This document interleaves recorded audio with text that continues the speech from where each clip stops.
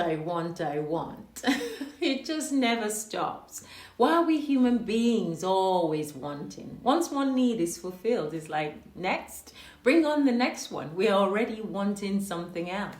It's uncontrollable. It's in our DNA. My name is Sylvia Emichetti. Well, there's no harm in wanting. It's a part of who we are, as long as you're not causing harm in your wanting. Better still, if you can want something and vibrationally align yourself with it so that it becomes a reality and you're full of joy that you were able to achieve that thing, then that feels good. That feels fantastic. But here's where the headache comes in. Most of us have split energy when it comes to wanting something. Some people don't even know what they want. And yet, some people, they are wanting something but doubting that they can get it. Some people want it, but they're not even sure that they're allowed to have it. While some people are already hating on those who already have it.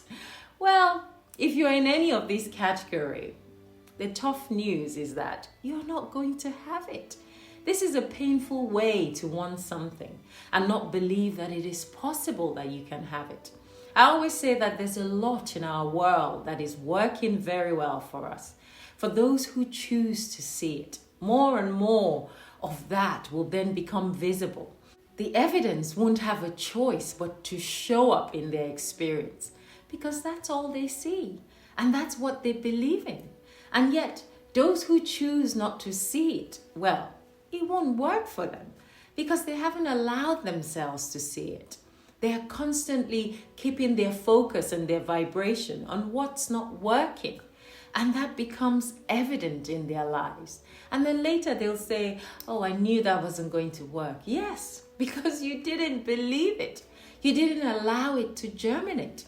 Even when all the clues were there being pointed out to you, you couldn't see it because of the vibration that you were offering at the time. And that vibration was different from the vibration of the solution.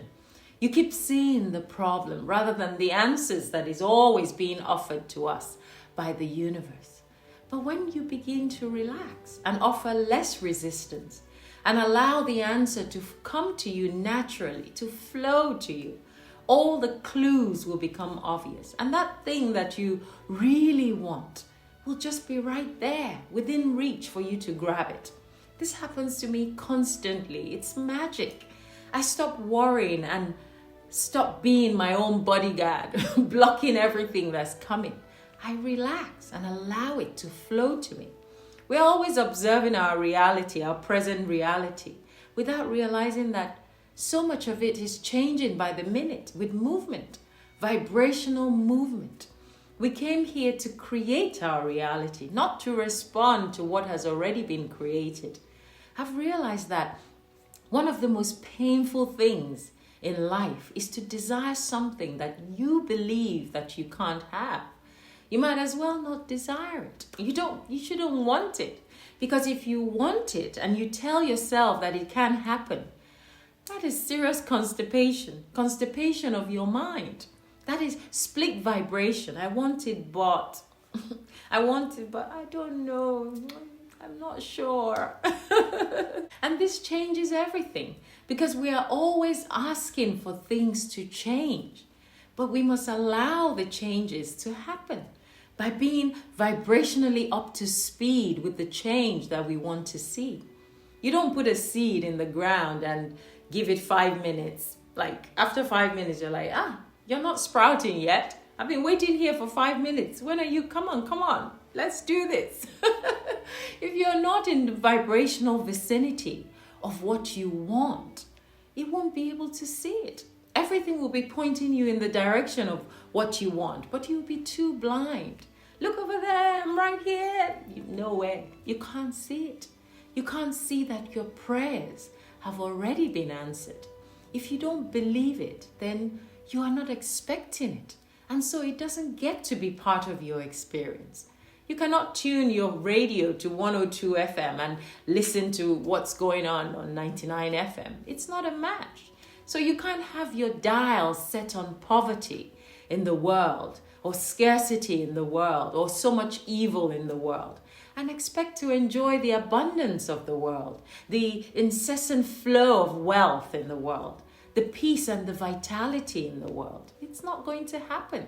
In other words, when you are sick, this experience has already caused you to desire wellness and well-being.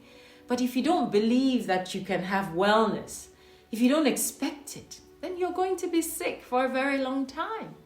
Everyone who is sick right now on this planet has already launched a massive desire for wellness. The degree to which they let that wellness come to them will determine how much better they will be. Everyone who is broke right now has already launched the desire for more wealth to flow to them.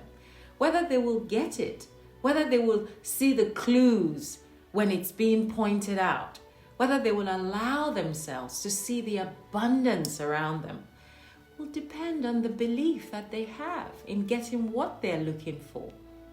So look around you, see for yourself. I don't even need to look very far for all the wonderful things that are happening around us for us to be grateful for. But you won't find it on the news.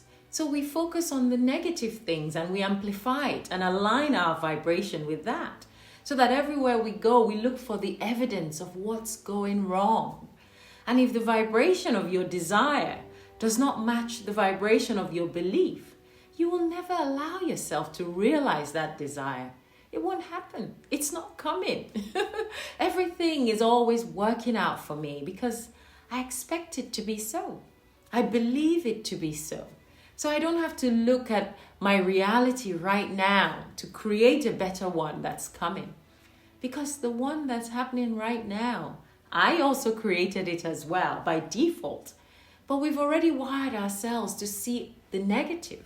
You can dress up in your best clothes right now, and all through the day, 10 people make wonderful comments about how beautiful you look in that outfit. And then the 11th person decides to be mean and says, oh no, you look horrible in that. Instead of you ignoring that person, that becomes your day ruined. You forget all the wonderful comments you got earlier. Then you start to worry about just that one mean person. You wonder why they're so mean to you and why they will say such a nasty thing to you. Then you tell everyone that cares to listen how mean that person is. You sink your vibration into it until it gathers momentum. And now you're a vibrational match to that person. You've officially attracted, then you officially attract more of those mean people to yourself. So the 11th and the 12th person that approaches you, what do you think they're going to say about your outfit? You've attracted them. And you created that situation and it has gathered momentum. And when that unfortunate thing starts happening to us, we say, I knew it.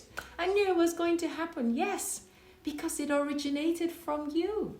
You created that initial thought and your creation is simply playing out real time. We keep practicing thoughts that keep us in the same low frequency and it doesn't feel good. But we keep thinking them anyway and playing the victim in the end. So I always say that the only way to help others who are in these situations is by being in alignment with who you are first. Because you cannot offer what you don't already have. You start by practicing thoughts that keep you in a high vibration and not allow yourself to be sucked in. I have to be well myself to see the wellness and the well-being in you. And if every time that I think of you as being sick, then I'm not helping you get well. Even if I offer you $1 million to go and treat yourself. If we don't practice that abundance that is within us, and all we do is look at our environment and see a lack and a scarcity, that's what's going to play out in our environment. Have you ever seen anyone say, oh, I've been enjoying so much good health and there are lots of sick people, in the world today. So I'm going to get rid of my wellness so that those sick people can begin to feel better. No, you help them by seeing the wellness that you have in them. And even though they can't see it yet, you have to see it for them. They'll say, oh, but you're happy and you're well. and I'm not, and I need you to understand my situation, but I can't because I haven't experienced your situation.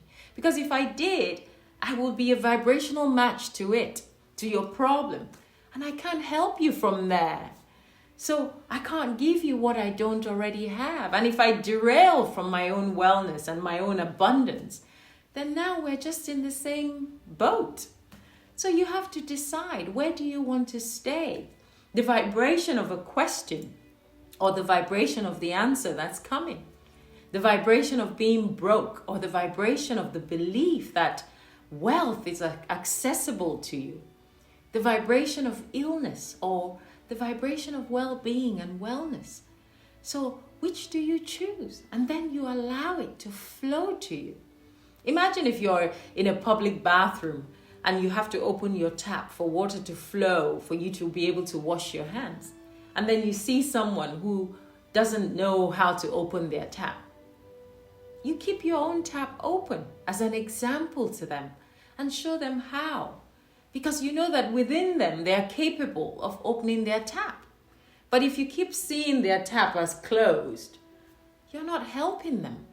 And if you were to close your own tap in solidarity, then you're going to be standing there, no one's washing their hands. You're not helping anybody. So when we want something, when we desire something, the conviction and the belief that we can have it, that we deserve it, that we are happy for those who already have it, brings that thing even closer to us. So don't just go, I want, I want, I want. Know what you truly want and know that it is within reach and be convinced that you can have it, and then it will come to you. Until next time, bye for now.